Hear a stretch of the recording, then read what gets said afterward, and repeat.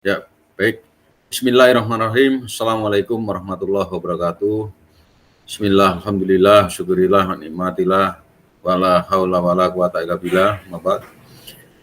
Anak-anakku sekalian, kelas 10 yang sangat saya banggakan. Syukur alhamdulillah terpanjatkan kehadirat Allah Subhanahu wa taala atas rahmat dan karunia-Nya.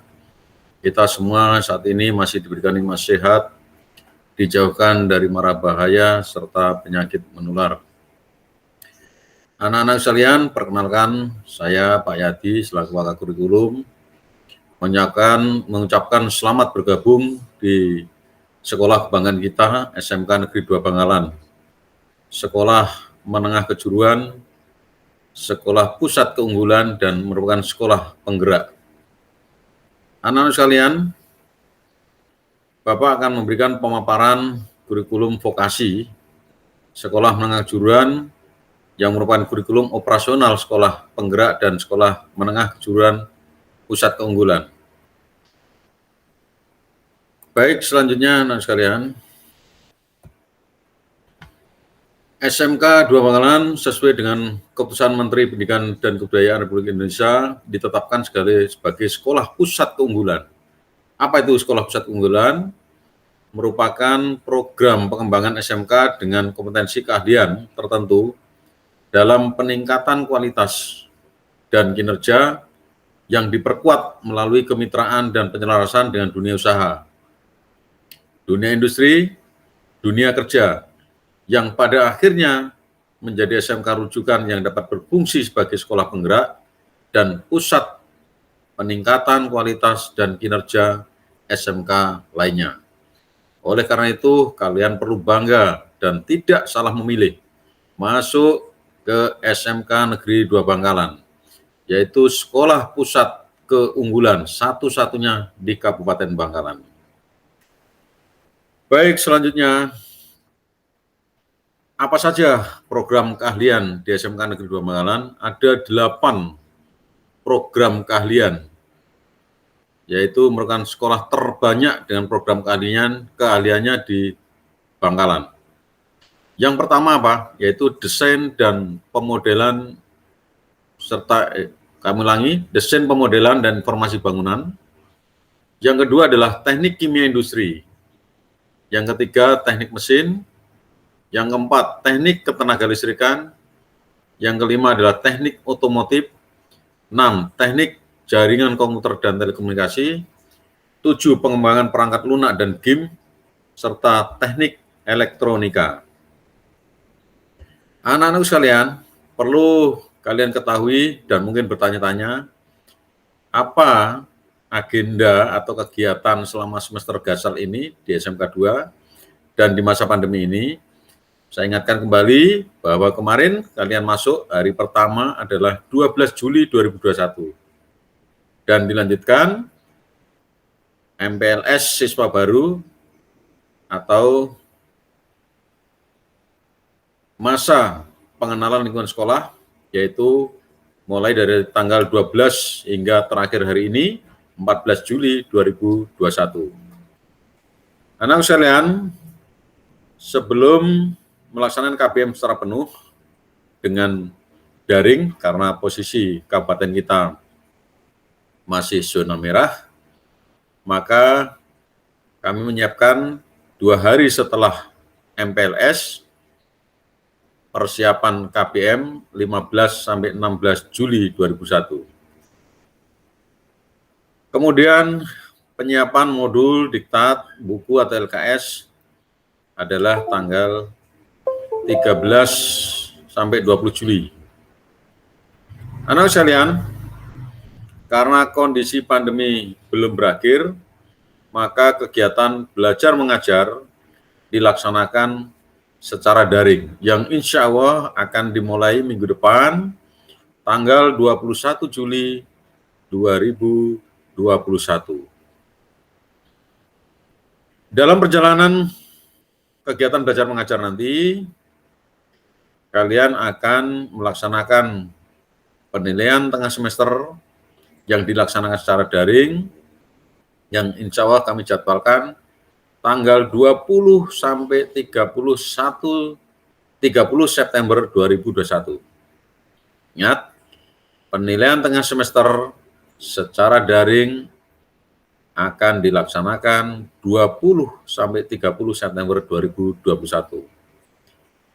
Kemudian sekalian, di dalam semester gasal ini, kalian akan melaksanakan penilaian akhir semester, yaitu akan dilaksanakan 15 hingga 26 November 2021 untuk praktek kejuruan bagi kelas 11 dan 12 yang mata pelajarannya lebih banyak muatan kejuruan, maka diberikan waktu 15 sampai 26 November 2021.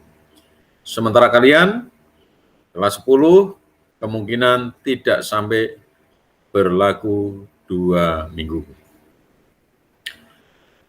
Nah, pada 26 November sampai dengan 10 Desember 2021 akan dilaksanakan penilaian akhir semester mata pelajaran adaptif normatif teori secara daring juga, yaitu mata pelajaran agama, PPKN, matematika, bahasa Inggris, dan seterusnya, yang non-kejuruan. Setelah kalian melaksanakan PAS atau penilaian akhir semester, maka akan dilakukan pembagian rapot tanggal 17 Desember 2021. Dan kalian dapat libur semester gasal dimulai tanggal 20 sampai 31 Desember 2021 dan masuk awal semester genap 3 Januari 2022.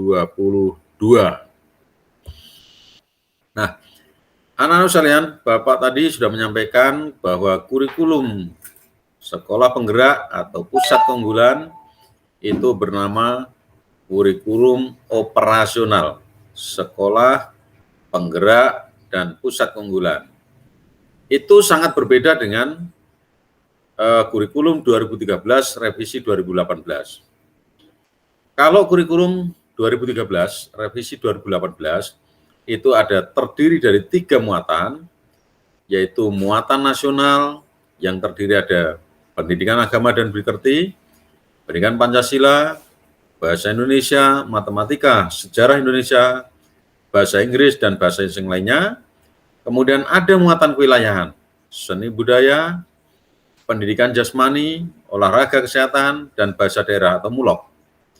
Dan ada lagi C adalah muatan peminatan kejuruan, yaitu dasar bidang keahlian yang dulu diampu oleh kelas 10 seperti kalian, kemudian dasar program keahlian, lalu kompetensi keahlian yang dilaksanakan pada kelas 11 dan 12. Nah, ada perubahan spektrum keahlian di SMK. Yang tadinya dulu SMK seluruh Indonesia ada 9 bidang keahlian, sekarang perubahan spektrum kurikulum yang baru 2021 adalah 10 bidang keahlian. Yang dulu kurikulum 2013 ada 49 program keahlian, sekarang menjadi 50 program keahlian. Dan yang paling membedakan adalah spektrum kurikulum 2013, revisi tahun 2018, itu ada 146 kompetensi keahlian, namun perubahan spektrum keahlian SMK 2021 tidak ada kompetensi keahlian. Nah, kalian berada di mana? Jurusan apa? Ya.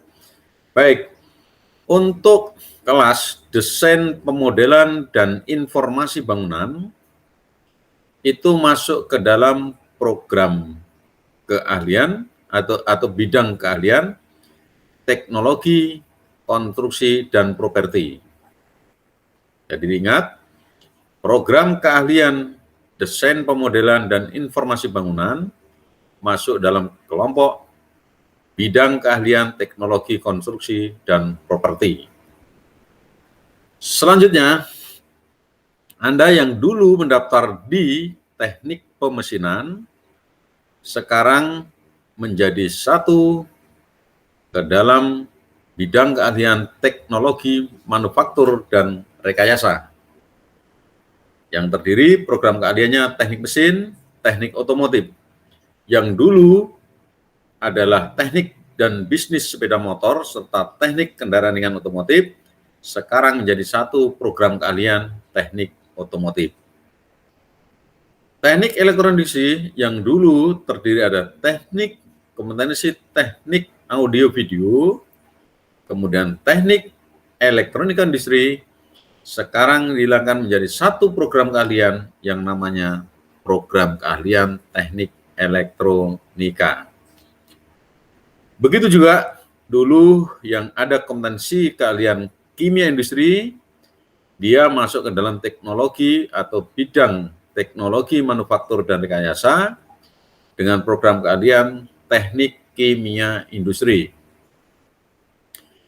Nah, ada hal yang baru, yaitu program keahlian teknik ketenagalistrikan yang dulu terdiri dari kompetensi teknik instalasi tenaga listrik atau teknik instalasi tenaga listrik (TITL), sekarang menjadi program keahlian teknik ketenagalistrikan pada bidang keahlian energi dan pertambangan.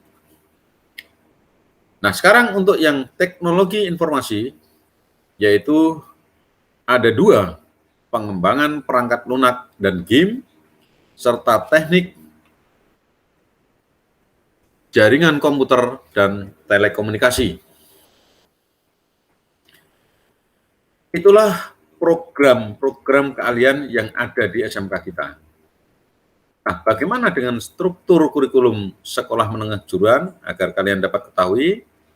Baik, tadi yang Pak Yadi telah jelaskan bahwa kurikulum 2013 yang terdiri dari muatan nasional, muatan kewilayahan, dan kejuruan atau bidang keahlian.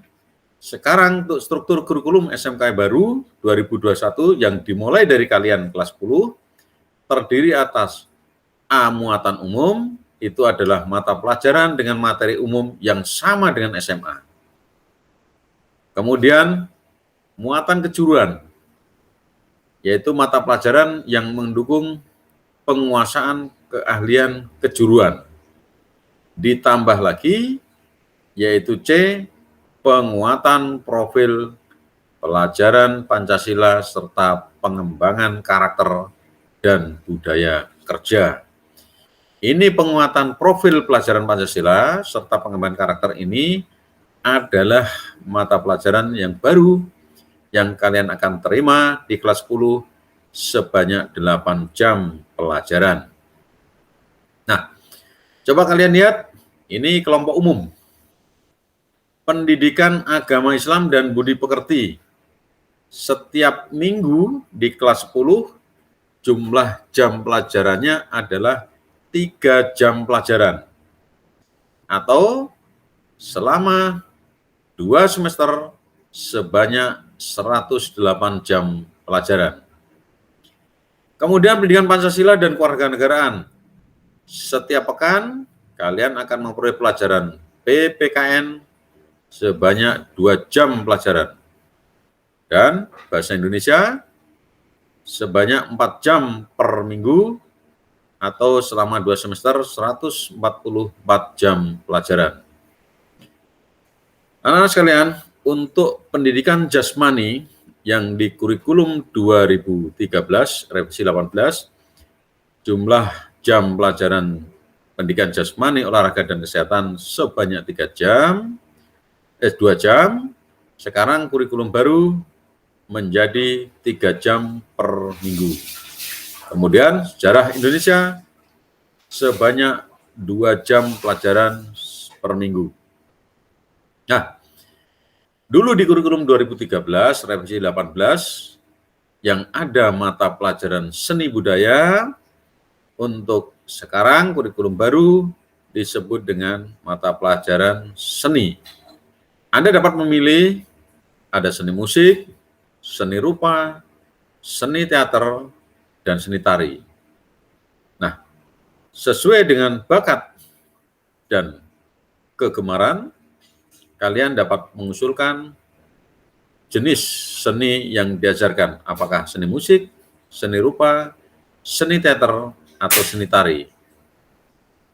Jumlah total pelajaran yang kelompok umum sejumlah 576 jam dalam 1 tahun atau 16 jam per minggu atau sebanyak 26%. Nah, dilanjutkan B, kelompok kejuruan. Matematika sebanyak 4 jam per minggu, bahasa Inggris 2 jam, kemudian informatika ada 4 jam per minggu. Nah, dulu kakak kelas kalian pada saat kelas 10 mendapat pelajaran kimia dan fisika, saat ini berubah namanya menjadi Proyek IPAS atau Proyek Ilmu Pengetahuan Alam dan Sosial dengan jumlah jam pelajaran setiap minggu sebanyak 6 jam pelajaran. Kejuruan ada 6 jam pelajaran setiap minggu yang akan kalian terima merupakan mata pelajaran dasar kejuruan. Kemudian muatan lokal bahasa Madura itu sebanyak 2 jam per minggu. Nah, perlu kalian ketahui ada mata pelajaran baru yang komponen atau kelompok C, yaitu namanya penguatan profil pelajar Pancasila, pengembangan karakter dan budaya kerja. Jam pelajarannya cukup panjang, sebanyak 8 jam per minggu. Baik, ini secara umum, secara keseluruhan struktur pelajaran yang akan kalian terima di kelas 10, semester 1 dan 2, yaitu urutan seperti yang telah Bapak sebutkan tadi. Baik, anak-anak sekalian, tentang struktur kurikulum SMK, agar kalian tidak bingung, maka yang pertama, struktur kurikulum dibagi menjadi 3 kelompok utama, yaitu kelompok umum, kelompok kejuruan, ditambah dengan penguatan profil pelajar Pancasila, pengembangan karakter dan budaya kerja, serta muatan lokal. Yang kedua, kelompok umum adalah kelompok mata pelajaran yang berfungsi membentuk peserta didik menjadi pribadi utuh sesuai dengan fase perkembangan yang memiliki norma kehidupan sebagai makhluk individu maupun makhluk sosial, baik sebagai warga negara Indonesia maupun sebagai warga dunia. Nah, anak-anak sekalian, kalian ketahui yang membedakan SMA dengan SMK adalah mata pelajaran kejuruannya, yaitu kelompok kejuruan adalah kelompok mata pelajaran yang berfungsi membentuk peserta didik sebagai individu agar memiliki kompetensi yang sesuai dengan perkembangan dunia kerja serta ilmu pengetahuan, teknologi, dan seni budaya. Mata pelajaran informatika akan diberikan pada kalian, dirancang sama dengan satuan pendidikan lain, tetapi dapat dipelajari dengan misalnya konteks program kalian peserta didik. Kemudian yang terbaru ada mata pelajaran Proyek IPAS, berisi muatan tentang literasi, ilmu pengetahuan alam dan sosial yang diformulasikan dalam tema-tema kehidupan yang kontekstual dan aktual. Sementara pelajaran matematika dan bahasa Inggris tadi masuk ke materi umum, berisi materi umum, yang juga mendasari pembelajaran di kelas 11 dan 12 yang merupakan pendalaman materi dalam konteks kejuruan pada masing-masing program kalian. Mata pelajaran kejuruan yang dipelajari di kelas 10 merupakan mata pelajaran dasar-dasar program keahlian sebelum kalian menuju atau mempelajari atau mendalami pelajaran kejuruannya. Mata pelajaran kejuruan ini yang dipelajari kelas 11 dan 12 adalah mata pelajaran atau konsentrasi yang berisi kelompok unit-unit kompetensi pada program keahlian. Mata pelajaran atau konsentrasi ini dikembangkan oleh satuan pendidikan sesuai dengan program keahlian yang dibuka dan sesuai dengan kebutuhan kerja. Nah, anak-anak sekalian, ini ada namanya mata pelajaran proyek kreatif dan kewirausahaan, tetapi ini akan kalian terima nanti setelah kelas 11 dan 12. Selanjutnya, yang paling penting ada pada bagian C tadi, penguatan profil pelajar Pancasila, program pengembangan karakter dan budaya kerja merupakan wahana kegiatan yang wajib diikuti seluruh peserta didik di luar kegiatan intrakurikuler, dilaksanakan dalam bentuk blok-blok kegiatan secara periodik dan terintegrasi berdasarkan tema profil pelajar Pancasila serta pengembangan karakter dan budaya kerja. Nah, anak sekalian, kalian mungkin bertanya bagaimana kebijakan pendidikan di masa pandemi COVID-19 ini. Prinsipnya adalah kesehatan dan keselamatan peserta didik, pendidik, tenaga kependidikan, keluarga, dan masyarakat merupakan prioritas utama dalam menetapkan kebijakan pembelajaran. Tumbuh kembang peserta didik dan kondisi psikososial juga menjadi pertimbangan dalam pemenuhan layanan pendidikan selama masa pandemi COVID-19. Nah, inilah perluasan pembelajaran tatap muka untuk zona kuning. Pelaksanaan pembelajaran tatap muka diperbolehkan untuk semua jenjang yang berada di zona hijau dan zona kuning. Kurikulum darurat dalam kondisi khusus, sekolah diberikan fleksibilitas untuk memilih kurikulum yang sesuai dengan kebutuhan pembelajaran siswa. Nah, karena masa pandemi dan masih masa PPKM, maka pelaksanaan pembelajaran dilaksanakan secara daring atau jarak jauh dalam jaringan. Nah, pelaksanaan pembelajaran jauh menyesuaikan dengan jadwal pelajaran yang disusun oleh masing-masing sekolah. Namun, untuk pembelajaran yang memerlukan kegiatan praktikum di bengkel atau laboratorium sekolah, maka sementara waktu difasilitasi dengan menggunakan tutorial berbasis audio visual. Nah, tutorial pembelajaran berbasis audiovisual ini bisa dibuat oleh guru yang mengampu mata pelajaran tersebut dan atau dari sumber lain.